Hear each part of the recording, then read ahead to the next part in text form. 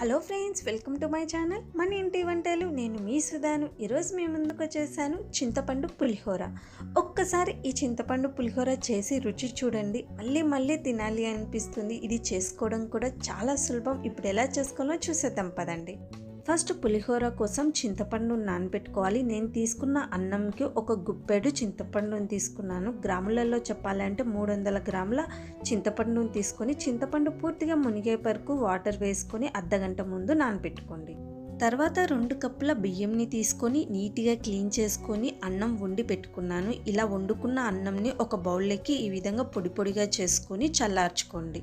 అన్నం చల్లారిన తర్వాత ఇందులో 1 టేబుల్ స్పూన్ ఆయిల్ వేసుకోండి. కొద్దిగా పసుపును కూడా వేసుకొని ఒకసారి బాగా కలుపుకోండి. ఇలా కలుపుకున్న అన్నంని కొద్దిసేపు పక్కన పెట్టుకోండి. ఆలోపు చింతపండు కూడా పూర్తిగా నానిపోయింది, చూసారు కదా. ఈ చింతపండును ఇప్పుడు మిక్సీ జార్లోకి ట్రాన్స్ఫర్ చేసుకొని మెత్తగా బ్లెండ్ చేసుకోండి. చూడండి, ఈ విధంగా మెత్తగా బ్లెండ్ చేసుకొని ఈ బ్లెండ్ చేసుకున్న ఈ పేస్ట్ని ఒక బౌల్లో వేసుకొని కొద్దిసేపు పక్కన పెట్టుకోండి.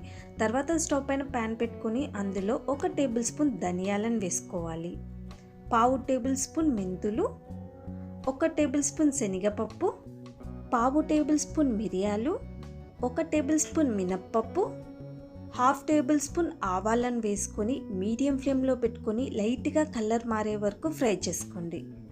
ఇప్పుడు ఇందులోనే 1 టేబుల్ స్పూన్ తెల్ల నువ్వుల్ని వేసుకొని మరో నిమిషం పాటు బాగా ఫ్రై చేసుకోండి. ఇందులోనే 5-6 ఎండుమిరపకాయలను కూడా వేసుకొని మరో నిమిషం పాటు ఫ్రై చేసుకొని ఇవి ఫ్రై అయిన తర్వాత స్విచ్ ఆఫ్ చేసి చల్లారనివ్వండి. చల్లారిన ఈ పప్పుల్ని మొత్తము మిక్సీ జార్లోకి ట్రాన్స్ఫర్ చేసుకోవాలి.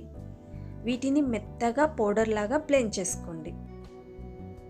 ఇలా బ్లెండ్ చేసుకున్న ఈ పౌడర్ని కొద్దిసేపు పక్కన పెట్టుకోండి. తర్వాత స్టవ్ పైన ప్యాన్ పెట్టుకొని 7 టేబుల్ స్పూన్ల ఆయిల్ని వేసుకోండి.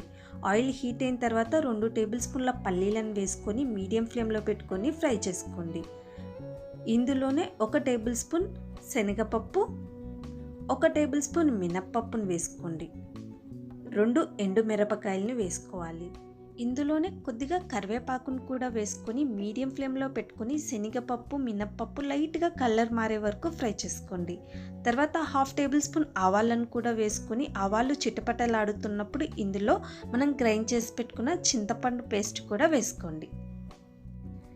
ఇలా మొత్తం చింతపండు పేస్ట్ వేసుకున్న తర్వాత ఒకసారి బాగా కలుపుకోండి. ఇందులోనే కొద్దిగా పసుపు, 3-4 పచ్చిమిర్చిని కూడా వేసుకొని మీడియం ఫ్లేమ్లోనే పెట్టుకొని చింతపండులో నుంచి ఆయిల్ సపరేట్ అయ్యేంత వరకు బాగా కుక్ చేసుకోండి.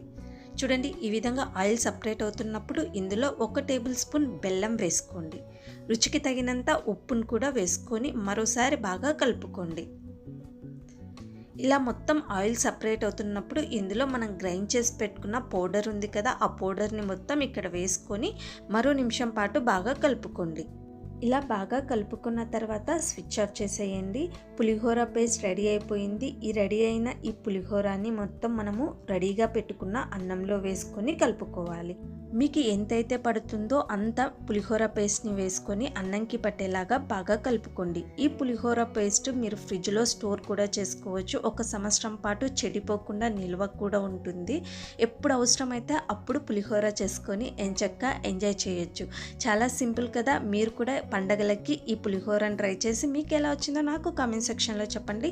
వీడియో మీకు నచ్చినట్లయితే లైక్ చేయండి, షేర్ చేయండి. మోర్ ఇంట్రెస్టింగ్ వీడియోస్ కోసం ఛానల్ని సబ్స్క్రైబ్ చేసి పక్కన వచ్చే గంట బెల్లుని కొట్టండి. Thank you so much for watching my videos friends. Bye.